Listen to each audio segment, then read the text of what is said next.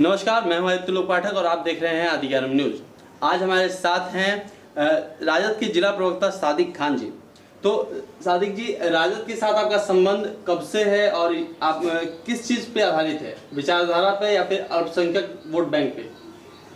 देखिए, राजद में मुझे आए हुए करीबन आज 2 साल 2019 में मैंने 2018 लास्ट में मैंने ज्वाइन किया था और मैंने लालू यादव के विचारों को देखकर मैंने राष्ट्रीय जनता दल को ज्वाइन किया क्योंकि मैं उनके विचार का कायल हूँ। क्योंकि वो लालू प्रसाद यादव सामाजिक न्याय के लड़ने वाले पहले योद्धा बिहार के अंदर नजर आते हैं। सामाजिक न्याय का मतलब ये नहीं कि वो किसी जाति विशेष, किसी धर्म विशेष के लिए लड़ाई करते हैं। समाज में जैसे कोई भी सपोज दैट मैं आपको कहता हूँ कि अगर जहाँ पे बहुलंग संख्या ब्राह्मणों की और दलित का साथ शोषण हो रहा है तो उसमें जाके आवाज़ उठाना दलित के खिलाफ, ये सामाजिक न्याय है। जहाँ ब्राह्मण कम है और भी जाति ज़्यादा है और उन ब्राह्मणों का शोषण हो रहा है तो उनके विरोध में साथ देकर खड़ा होना, ये सामाजिक न्याय है। जो गरे कुचले आवाज़ हैं उनकी आवाज़ बनना, ये सामाजिक न्याय है। इसलिए इनके विचारों को मैं पसंद करता हूँ, इसलिए राष्ट्रीय चलिए, तो अभी जो राष्ट्रीय जनता दल का जो नेतृत्व है, शीर्ष नेतृत्व है, जो तेजस्वी यादव जी हैं या तेज प्रताप जी हैं, तो आपको क्या लगता है कि जो नेतृत्व लालू यादव जी के टाइम पे था और जो अब है उसमें क्या अंतर आ गया और इसका परिणाम क्या होने वाला है? देखिए, लालू यादव जी के नेतृत्व की बराबरी तो मैं बता नहीं सकता उनके बारे में, क्योंकि उस टाइम में पार्टी में था और पीछे भी अगर मैं उस पार्टी में उस वक्त था नहीं, मगर अभी जो नेतृत्व तेजस्वी यादव की जगह में जो हम लोग लड़ाई लड़ रहे हैं, इसमें मेन युवाओं का जो है काफ़ी प्रभावित किया गया है। युवाओं के मेन मोटो युवाओं के ऊपर, उनके रोजगार को लेकर तेजस्वी यादव काफ़ी चिंतित हैं। बिहार के नौजवान जो आज भी जो है मजदूर हैं, बाहर कमाने जाते हैं, उनके साथ गलत वहाँ पे जो है व्यवहार होता है, उसके लिए ये मेन सोच इनका मोटो है। और रही बात ये राजद का नेतृत्व लालू प्रसाद यादव जी करते हैं, बाकी उनके संरक्षण में हमारे तेजस्वी यादव जी। तो आपको क्या लगता है कि इस जो ये नेतृत्व है तेजस्वी यादव जी का, इनडायरेक्टली ही मान लीजिए अगर है, तो अगर इनका जो नेतृत्व है इससे विधानसभा चुनाव में क्या फर्क पड़ सकता है? देखिए, फर्क तो दिख रहा है, साफ दिख रहा है फर्क। जहाँ भी देखिए तेजस्वी यादव को चाहने वाले बहुत लोग हैं और बिहार के लिए मैं मानता हूँ अगर लालू यादव के बाद अगर कोई बिहार को एक अच्छा नेता मिलेगा जो बिहार के हित के लिए सोचता है, जो बिहार के दबे कुचले लोगों की आवाज़ के लिए सोचता है, वो तेजस्वी यादव जी है। वो चीज़ मैं उनको देखता हूँ और उनसे उम्मीद करता हूँ कि आने वाले समय में पूरे बिहार के युवाओं के लिए और साथ साथ जो गरीब लोग हैं उनकी आवाज़ जो है तेजस्वी यादव बन के उभरेंगे। अभी हम अब चंपारण की बात करते हैं। अपने चंपारण में भी सांप्रदायिक तनाव का माहौल है, तो इसके लिए आप क्या कहना चाहेंगे? आपके क्या विचार हैं कि अभी जो माहौल है इसको हम कैसे कम कर सकते हैं या फिर इस पे कैसे हम काम कर सकते हैं? देखिए, सांप्रदायिक का माहौल धरातल तौर पे कहीं नहीं है। हकीकत है, सांप्रदायिक का माहौल धरातल तौर पे कहीं नहीं है। ये चंद जो है, क्या बोलूँ मैं उनको, नौटंकीबाज लोग हैं जो फेसबुक के माध्यम से ये जनता और ये बिहार के लोगों को बताना चाहते हैं कि सांप्रदायिकता माहौल है। आज भी मेरे बहुत सारे अच्छे दोस्त हैं जो हिंदू हैं, जो मेरे लिए कुछ भी करने के लिए तैयार है, मैं उनके लिए करने के लिए तैयार हूँ। धरातल पर ऐसा कोई सांप्रदायिक माहौल नहीं है, मगर कुछ लोग हैं दोनों समाज में जो कट्टरपंथी विचार के लोग करते हैं। ऐसे लोग का मैं विरोध करता हूँ और मैं करता रहूँगा। तो आपने कट्टरपंथी विचार की बात की, तो आपके विचार में कट्टर हिंदू या फिर कट्टर मुस्लिम का ये जो कॉन्सेप्ट है, ये कितना कामगार और इससे क्या हानि पहुंचती है हमारे समाज को? देखिए, मेरे हिसाब से किसी भी धर्म को लेकर कट्टरपंथी जो है सही नहीं है, क्योंकि देश हो या क्षेत्र हो या आपके राज्य हो, ये कट्टरपंथी पे नहीं चलता। ये हिंदुस्तान की खूबसूरती है कि आपने देखा और सुना होगा कि जो मोहम्मद रफ़ी साहब है, उनका एक गाना था, आज भी मंदिरों के अंदर बजता है कि बिन हरि दर्शन वो जो है बेड़ा पार ना हो। तो ये हिंदुस्तान की खूबसूरती है, लोग इसको खराब करना चाहते हैं। और ये सबसे बड़ी हिंदुस्तान की खूबसूरती है कि जब हमारा मुल्क देश आज़ाद अंग्रेजों को गुलामी रहता है, तो जब अंग्रेजों के खिलाफ आवाज़ उठने वाला शख्स दो ही शख्स थे, एक पंडित जी थे और एक हिंदू मौलाना साहब थे, एक हिंदू मुस्लिम। ये दोनों ने मिलकर हिंदुस्तान की खूबसूरती को रचा है। इसे इंसान जो है अपने आप को अलग नहीं कर सकता। आपके नज़र में भाईचारे की परिभाषा क्या है? मेरे नज़र में भाईचारे की परेशानी है कि ये है कि कोई भी समाज में अगर तकलीफ परेशानी है, किसी भी समाज किसी भी धर्म से लोग आते हैं, उनकी मदद करना, ये भाईचारे का सबसे बड़ा प्रतीक है। अच्छा, आप भाईचारे की बात करते हैं, आपके घर के बगल में ही गौगशी का काम होता है, जहाँ बुचड़ खाने हैं, जिससे सांप्रदायिक तनाव बढ़ता जा रहा है। दिन ब दिन हम देख रहे हैं विश्व हिंदू परिषद के लोग भी इसके लिए पहल कर रहे हैं, अन्य संगठन के लोग भी पहल कर रहे हैं, तो आपने इसके खिलाफ कभी आज तक आवाज उठाई नहीं? देखिए क्या वजह है? देखिए, आवाज़ कौन कह रहा है कि मैंने आवाज़ नहीं उठाई? आपको मालूम होगा कि यहाँ पे जो बुचरखाना है, सारे बुचरखाना बंद हो चुके हैं जी।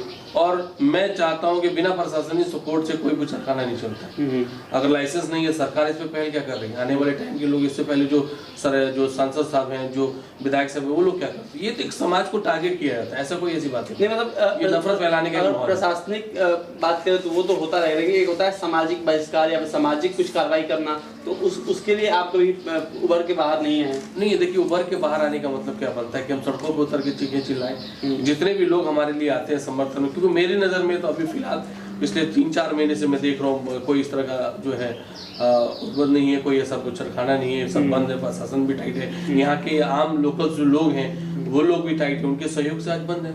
तो आपके हिसाब से गौकशी पर पूर्ण रूप से बंदी लगनी चाहिए? देखिए, मेरे हिसाब से तो बिल्कुल जो है गौर अगर किसी की श्रद्धा के लिए आता है, अगर हिंदू समाज को श्रद्धा के लिए, अगर हमारे और मुसलमान समाज और हिंदू समाज के बीच में ये अगर नफरत का जो है बीज बोने का कार्य करता है, तो ऐसी चीजों को बंद कर देना चाहिए। ठीक है। तो अच्छा, हम अगर चंपारण की राजनीति में की बातचीत करते हैं तो आरजेडी काफी इफेक्टिव भी है, लेकिन अगर जब वोट्स होते हैं या वोटिंग होती है तो आरजेडी उतना उभर के बाहर नहीं आता है। देखिए, ये जो पिछले बार जो भी आज तक जो भी चुनाव होते हैं, खास करके हमारे चंपारण की बात है कि हम लोग जो है विकास के मुद्दे को देख के राजनीति वोट नहीं करते। हम लोग कहीं ना कहीं धर्म के चपेट में आ जाते हैं, जात के चपेट में आके हम लोग वोट करते हैं। सच्चाई तो ये कि जो शख्स कार्य करे उसको सपोर्ट करना चाहिए, चाहे वो किसी भी दल का आता है। और राष्ट्रीय जनता दल, बहुत सारे लोग गलत फहमी बना के बोलते हैं कि MY की पार्टी है, इसलिए ये लोग इस तरह का माहौल बनाते हैं। मगर माननीय तेजस्वी यादव जी ने साफ संबंध से कहा है कि राष्ट्रीय जनता दल MY की नहीं, A to Z की पार्टी है, यानी हर समाज, हर लोग की पार्टी है, सामाजिक न्याय जो करते हैं उनकी पार्टी है। अच्छा, चंपारण की राजनीति में आप कैसा बदलाव चाहते हैं कि कुछ ऐसा हो जो चंपारण को विकसित करे और आगे लेकर आए? देखिए, चंपारण में आप देखिए कि सबसे बड़ी चीज हमारे बीच जो है महारानी जानकी कुंवर जो हॉस्पिटल बन रहा है, इसमें अगर एक बन रहा है, बहुत सारी चीज, शिक्षा की कमी हमारे यहाँ बहुत है। बहुत सारे सरकारी स्कूल ऐसे हैं जहाँ पे टीचर्स जाते हैं, पढ़ाई सही से नहीं करते हैं। तो अगर हम प्राइवेट स्कूल पे लोग ज्यादा डिमांड करते हैं, तो प्राइवेट स्कूल में जो है, जो जहाँ पे क्षेत्र में पढ़ाई बढ़ेगी वो क्षेत्र आगे बढ़ेगा। प्राइवेट स्कूल में क्या होता है, फीस मोटी रकम न कर रहे हैं, वही एजुकेशन जो है अगर सरकारी स्कूलों में DM द्वारा उपलब्ध कराई जाए तो आज हमारा चंपारण ऑलरेडी आगे बढ़ेगा, क्योंकि लोग पढ़ेंगे, जब पढ़ेंगे तो आगे बढ़ेंगे। अच्छा, शिक्षा का मेरा ज्यादा जो है। अभी राम मंदिर का मसला बहुत दिनों से चल रहा था, अब ये पूर्ण रूप से बढ़ने की स्थिति में आ चुका है, लेकिन अभी भी कुछ लोग हैं जो इसका विरोध कर रहे हैं। देखिए, हम लोग संविधान पे विश्वास करने वाले लोग हैं, संविधान के पे विश्वास करने वाले हैं, उच्च कोर्ट है, न्यायालय पे हम लोग विश्वास करने वाले। न्यायालय ने जो फैसला किया उसको कबूल करना चाहिए इंसान को। अच्छा, तो मतलब आप चाहते हैं कि आप मतलब लोगों को क्या संदेश देना चाहिए, जो लोग इस पे बहस करना चाहते हैं अभी भी, या फिर वो लोग चाहते हैं नहीं इसका विरोध होना चाहिए? देखिए, मैं इतना डीपली मैं आपको बता नहीं सकता हूँ। जो न्यायालय जो फैसला किया किस आधार पे किया ये हमें नहीं मालूम, क्योंकि हमने डॉक्यूमेंट्स को सेलेक्ट नहीं, पढ़ा नहीं, और मैं चूंकि चंपारण में रहता हूँ, अयोध्या की पूरी हिस्ट्री मुझे पता ही नहीं है। जो लोग न्यूज से पता चलता है, जो आप लोगों द्वारा हमें पता चलता है, उसी जानकारी से जो न्याय का फैसला सबको कबूल करना चाहिए। कबूल करना चाहिए। चलिए, बहुत अच्छी बात है। अभी पिछले दिनों जैसे आपने कहा कि हाँ अभी न्यायिक फैसला हो चुका है, कबूल करना चाहिए, या फिर आपने कहीं कहा कि भाईचारे के साथ हमें रहना चाहिए समाज में। पिछले दिनों खुर्शीद आलम जी जो मंत्री हैं बिहार में, उन्होंने जय श्री राम का उद्घोष किया था, उनपे मुस्लिम समुदाय लोगों ने फतवा जारी कर दिया था। देखिए, ये बहुत बड़ी गलती है, आपको मैं बताना चाहता हूँ। शायद मीडिया के द्वारा इस चीज़ को भ्रम फैलाया गया।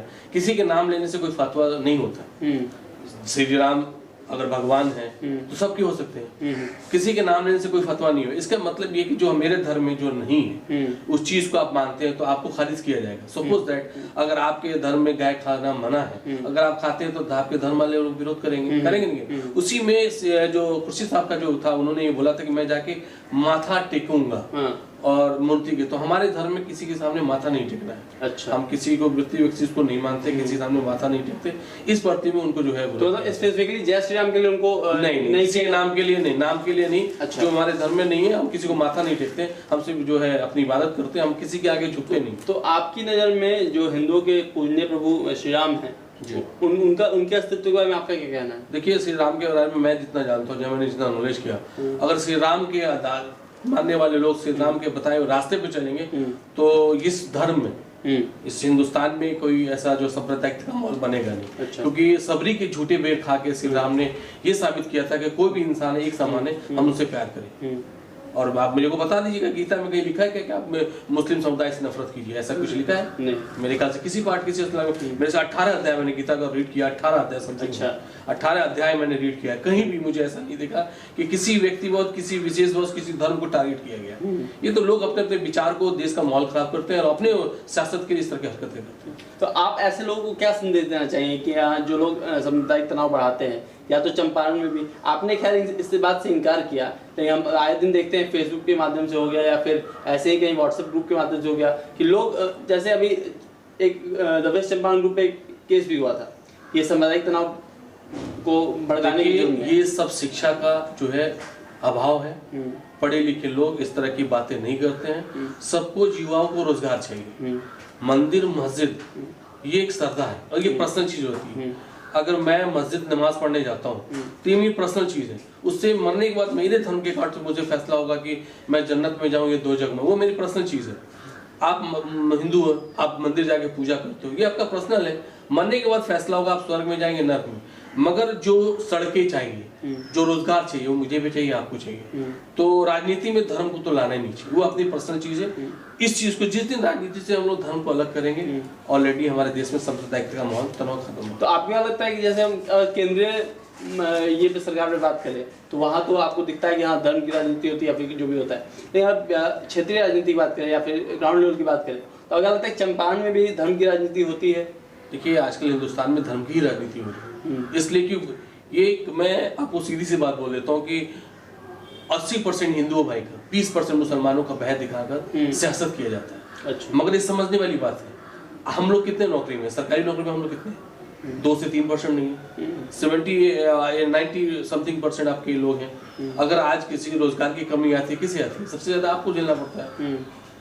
हमारा तो हम तो अल्पसंख्यक है ना, हमारा तो वोट कम है, हम लोग कम है, तादाद कम है। तो ये सब एक राजनीति है, मुसलमानों को टारगेट करके अपनी सियासती रोटी सीख रहे हैं। सच्चाई तो ये है कि हमारे हिंदू भाई के साथ भी शोषण हो रहा है और वक्त आ रहा है, लोग समझेंगे।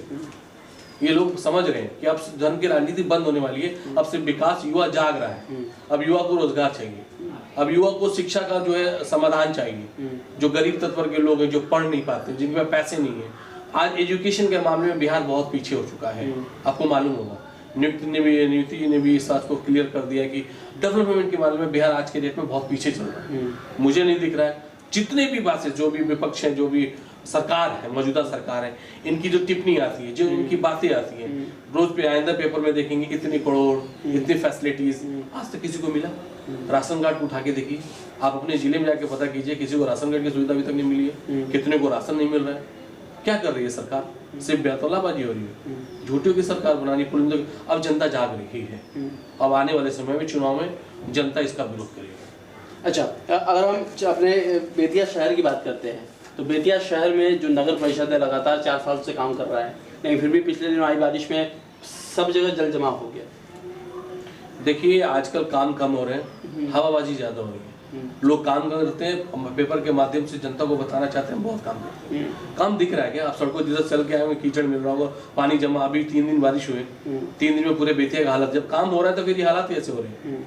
तो इस पे जो है जो हमारे माननीय सांसद साहब हैं, विधायक जी हैं, उन लोगों को सोचना चाहिए कि भाई बदौलाबाजी बंद करें, आप काम को करें और आने वाले चुनाव में इसका जवाब जनता देगी। और मेरी आपके न्यूज़ के माध्यम से मैं एक बात और कहना चाहता हूँ कि सरकार को इतनी जल्दी क्या इलेक्शन करनी है? आप देख रहे हैं कोरोना जैसे महामारी है, लोग मर रहे हैं, लोगों के पास खाने के लिए रोजगार नहीं है और इलेक्शन के पीछे मेरे को वर्चुअल रैली की जा रही है, दबा दबा कर रैली की जा रही है। आपने सुना हुआ कई हजार का जो है एलईडी का बात आया था, मैंने सुना था। वो एलईडी किसके लिए आया था? वो मौजूदा सरकार अपने प्रचार के लिए, उससे जनता को क्या फायदा मिला? वो ये एलईडी तो अपने प्रचार के लिए गया, जनता को फायदा क्या दिया, ये मैं पूछना चाहता हूँ आपके न्यूज़ के माध्यम से। तो मतलब आपका कहना ये है कि जो मौजूदा सरकार है इसने जनता के लिए कुछ भी काम नहीं किया? कुछ नहीं किया, कुछ भी नहीं किया। धरातल पे कोई काम नहीं है, सारे पेपरबाजी हैं। आप देखिए 54-55 घोटाले हो गए। पुल जो बना आपने देखा, बहुत सारे उनके चाहने वाले लोग डालने के, ऐसा कुछ नहीं है। मीडिया के द्वारा ही पता चलेगा पुल ध्वस्त हो गया, कई करोड़ का पुल बना था। आंकड़ा वो तो 70 घाट के बगल वाला पुल ध्वस्त हुआ था, जो 18 मीटर का था। ये आपने देखा था, आपने तहकीक किया ऐसा? आप न्यूज भी नहीं, न्यूज वाले लोग गए थे वहाँ तहकीकात करके वो आए हैं कि 70 घाट पुल अभी पूरी अभी तो मैंने ऐसा तो कोई बात नहीं, हमने न्यूज से भी देख के पता किया, अभी रिसेंटली मैंने पता किया, ऐसी कोई बात नहीं है। बहुत सारी चीजें, आप चमकी बुखार के बारे में सुना होगा, चमकी बुखार आई, सरकार ने क्या किया। अभी अपने बहुत सारे वीडियो वगैरह से देख रहे हैं, जो कोरोना पॉजिटिव के लोग हैं उनके साथ कैसा बिहेव हो रहा है, उन्हें खानों का, उनका इलाज सही तरीके से नहीं हो रहा है। बेतिया अस्पताल का एक वीडियो आया हुआ है जिसमें दिखाया जा रहा है कि लोगों को पूर्ण रूप से सुविधाएं नहीं दी जा रही है। देखिए, मौजूदा सरकार हर कार्य में विफल है, चाहे वो लॉकडाउन हो, चाहे अनलॉक हो, चाहे जो पॉजिटिव जो हमारे कोरोना के जो हमारे पेशेंट हैं, जो हमारे भाई हैं, उनके साथ किस तरह की ट्रीटमेंट हो रहा है आपको दिखाई दे रहा है। तो आपको लगता है कि राज्य सरकार जो है वो कोरोना के मामले में पूरी तरह से विफल हो चुकी है, हर तरह से विफल हो चुकी है। आप देखो ना, जब 3000, मैं केंद्र सरकार की भी बात कर रहा हूँ, जब 3000 तक लॉकडाउन लग गया, आज लाखों पहुंचे हैं, क्या हो रहा है? सड़कों पे लोग घूम रहे हैं, वैक्सीन का कोई इंतजाम नहीं हो रहा है। दूसरी चीज मैं आपको बताना चाह रहा हूँ, हॉस्पिटल में जो है फैसिलिटीज उनको नहीं मिल रही। आपने देखा होगा बहुत सारे पीएमसीएच का देख लीजिए, आपने देखा एक शख्स मरा हुआ 2 दिन से पड़ा होता है, ये हालात में फिर ये तो है क्या है। तो राजद ने, जिला स्तरीय राजद ने लॉकडाउन के दौरान लोगों को सुविधा पहुंचाने के लिए क्या किया? देखिए, सुविधा पहुंचाने के लिए जो जरूरतमंद है उनको हमने राशन पहुंचाने की कोशिश किया। हाँ, बहुत सारी चीजें है कि हमारे बहुत सारे लोगों ने, हमारे नेता का आदेश था कि आप कार्य करें, अपना फोटो नहीं डालें, क्योंकि वो बहुत सारे लोग लज्जित हो जाते हैं। इसलिए हम लोग कार्य किए, हर संगठन के प्रखंड अध्यक्ष द्वारा राशन पहुंचाया गया, जरूरतमंदों को उनकी जरूरत के हिसाब से उनकी मदद पहुंचाई गई। बस हम लोग फोटोबाजी करने वाले लोग नहीं, हम लोग धरातल पे काम करने वाले। मतलब आपने काम किया लेकिन दिखाया नहीं। ठीक है।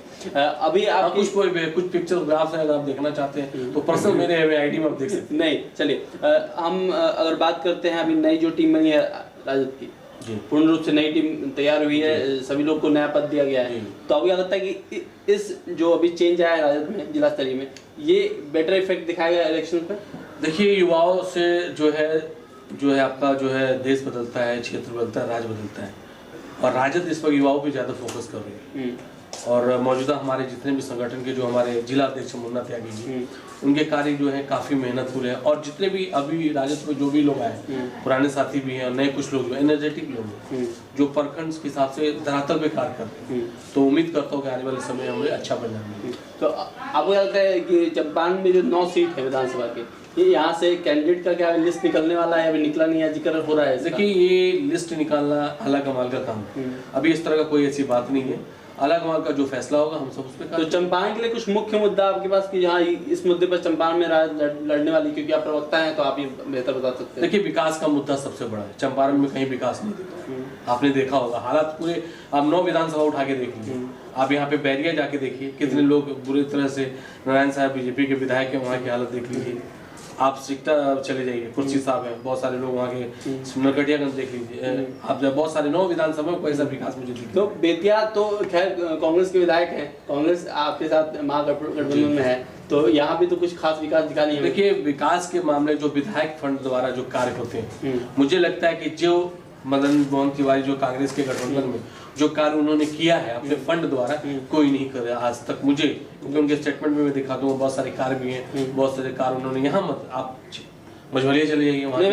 मुख्यतः बेतिया शहर की बात करें तो बेतिया शहर में विधायक जी का कुछ खास प्रेफरेंस दिखता नहीं है। देखिए, बेतिया में जो है कार्य जो है ज्यादा नगर पालिका के ऊपर ही निर्भर करता है, और हम तोहमत लगाएंगे विधायक जी को बात करेंगे तो हमारे सांसद जब ने क्या कर दिया, सांसद से बड़ा तो विधायक होता ही नहीं। तो नहीं, मतलब ये तोहमत लगाने की बात तो अलग है कि हाँ आप पे आए तो आपकी जगह पे नहीं, मैं तोहमत नहीं लेना। आप जाके देखिए ना, आप माइनॉरिटी समाज में जाके देखिए, आप छठ घाट जाके देखिए, ये माननीय विधायक जी ने बनवाया। आज तक जो है 20 साल सरकार रही आपके बीजेपी की, आज तक छठ के बारे में नहीं सोचा गया। आप माननीय बदल छठ के लिए तो मतलब आपको भी लगता है कि सड़कों से ज्यादा छठ घाट ज्यादा जरूरी है? सड़कें, बहुत सारी सड़कें बनवाई, आप जाके पता कीजिए ना। नहीं, सड़कों की हालत भी कुछ खास। देखिए, ये सब पुराने टेंडर से सारे टेंडर हो चुके हैं। अच्छा, अब ठेकेदारों ने टेंडर लेके बैठे हुए हैं। आप इंदिरा चौक पे चले जाइए, वो टेंडर हो चुका है, 80 लाख का टेंडर है। आप जो यहाँ के हमने देखा होगा तीन लालटेन से चौक से लेकर आपको देखा होगा कलेक्ट्रेट पे पूरे रोड बने हुए हैं। ये सब फंड पहले से तीन लालटेन चौक से कलेक्ट्रेट तक नहीं, कलेक्ट्रेट से लेके टेंडर वहां से BSNL तक। हाँ। टेंडर वहां तक पास। वो सड़कें बने हुए मुश्किल से 3 महीने लगी, वो टूटने लगी हैं। सर देखिए ये विधायक की गलती नहीं है ना, तो इस पे जांच बैठेगी, इस पे कार्रवाई होगी, इसका जवाब उनको देना पड़ेगा ठेकेदार को। कार्य में तो लगे हुए हैं, पहले कार्य को सफल होने की जरूरत तो मतलब गिने चुने काम है विधायक जी के जो 5 साल में गिनाए चुने काम नहीं है, वो आपके नजर में लग रहे हैं। आप आइए धरातल पे चलिए हमारे साथ, हम आपको दिखाते हैं कि विधायक ने क्या कर। अच्छा, तो आपके साथ विधायक जी ने बहुत बहुत किया, मेरे नजर में विधायक ने। चल ठीक। विश्व हिंदू परिषद के जो जिला मंत्री हैं रमन जी, ये आपके काफी अच्छे मित्र हैं, तो काफी जगह बात मुझे भी सुनने को मिली कि हाँ 2 विपरीत विचारधाराओं के लोग मित्र कैसे हो गए। देखिए मित्र जो हम लोग हैं बचपन से हैं, अच्छा, और आने वाले समय में लोग अपने विचार बदल दे, वो अलग बात है। जिसकी आप बात कर रहे हैं ये मेरा बहुत अच्छा साथी है, और अपने अपने विचार होते हैं। वो किस संगठन में जाके उसके संगठन का जो विचार वो उसे मानता हूँ, तो अपने अपने विचार हैं। मगर मैं अपने दोस्त को ये संदेश देना चाहूंगा कि जो भी विचार हो, देखिए कोई अपने धर्म की बात करे वो बुरी बात नहीं है, मगर हम किसी को धर्म को बुरा दिखाकर अपने धर्म का बढ़ावा करें ये बुरी बात है। हर कोई इंसान अपने धर्म की बढ़ाई भी करता करे भाई, और दुनिया का वो इंसान बेहतर इंसान हो ही नहीं सकता जो किसी के धर्म की इज्जत नहीं करे। जब मैं अपने बाप की इज्जत करूंगा तभी मैं आपके बाप की इज्जत करूंगा। तो जो अपने धर्म के प्रति वफादार है वो सब किसी के धर्म के प्रति वफादार हो सकता है। तो कुछ लोगों से हमने बातचीत भी की आपके बारे में, तो उन्होंने ये बताया कि ये बीजेपी के द्वारा अपॉइंटेड आरजेडी के प्रवक्ता है। आप लोग बारे में लोग बोलते हैं कि ये काफी सेक्युलर बातचीत करते हैं, तो इस हिसाब से वो बीजेपी के ही द्वारा अपॉइंट किए हुए हैं, आरजेडी के प्रवक्ता हैं। देखिए मेरे पूरी फैमिली में पूरी फैमिली और पूरे खानदान में हम लोग तो बीजेपी से कोई हमारा ताल्लुका दूर दूर तक नहीं है। अगर लोग कहते थे उनकी बड़प्पन है, लोग तो काम में इंजाम लगाना, लोगों का काम है कहना, अपना काम है सुन के अपने मुख्य विचारे के साथ कार्य करना। मतलब जो आरजेडी है स्टार्टिंग से, जैसे हमारी एमवाई की पार्टी, तो मुस्लिम और यादव वोट बैंक की ही पार्टी आरजेडी को शुरुआत से माना जाता है। देखिए पहले क्या मानते थे उस चीज को नहीं मानते, मतलब अब आरजेडी लोगों का सोचे विचार है। क्यों दलित को जो भागीरथी देवी करके सांसद बना दिया, किसकी देने? लालू यादव जी की। दलित को आवाज देने वाले कहता दलित की पार्टी नहीं है क्या? तो ये सब मुख्य विचारों की पार्टी लोगों की बातें हैं। ये जो मतभेद आप मेरे बारे में आप बोल रहे हैं कि मैं बीजेपी के द्वारा, सारे लोग बोलते हैं 3 जनवरी को याद होना चाहिए आपको, पेपर दिखा देंगे, बेतिया के अंदर आरओबी का आंदोलन किया था मैंने। हमने एक दल बनाया था, समाजी एकता दल, जिसमें बहुत सारे लोग थे। रमन गुप्ता साहब नहीं थे, बहुत सारे लोग ऐसे थे जो हमने स्टेशन चौक को जाम किया था। वो किसके विरोध में किया था? संजय जायसवाल के। और आरओबी का काम हो रहा है, तो मैं बीजेपी का कैसे समर्थन हो सकता हूँ? प्रूफ है मेरे पास। अच्छा। हिंदुस्तान ने फ्रंट पेज पे मेरा फोटो डाला था। अच्छा ठीक है।